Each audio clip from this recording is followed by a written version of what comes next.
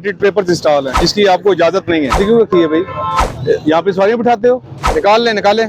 Bike बंद कर रहा हूँ और क्या कर रहा हूँ। आपका जो लाइसेंस है ना वो मोटरसाइकिल का नहीं है, आपके पास लाइसेंस है LTV। और हेलमेट जो है ना, हेलमेट ये लटकाते नहीं होते, इसको पहनते हैं। हेलमेट अगर लटका हुआ है, आपका खुदा ना खास्ता एक्सीडेंट होता है, क्या वो आपको बचाएगा? ये सवारी आपने वहाँ क्यों बिठाई हुई है? मैं टिंटेड पेपर से आपको फाइन देने लगा हूँ। उस बच्ची को सीट पे बिठाए, उतर जाएंगे, रक्षा बंद है। वहाँ पे स्टॉप है वो पीछे, बाकायदा गवर्नमेंट ने आपको स्टॉप बना के दिया हुआ है। लाइसेंस, ID कार्ड और इसकी रजिस्ट्रेशन बुक। बिलाल साहब, आपको क्यों रोका गया पता है आपको?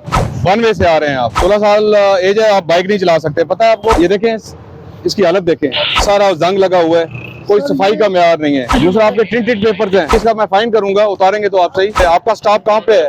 वो पीछे है ना, गवर्नमेंट ने जो बना के दिया हुआ है, ठीक है। यहाँ पे आप सवारी ना उठा सकते हैं और ना चढ़ा सकते हैं सवारी।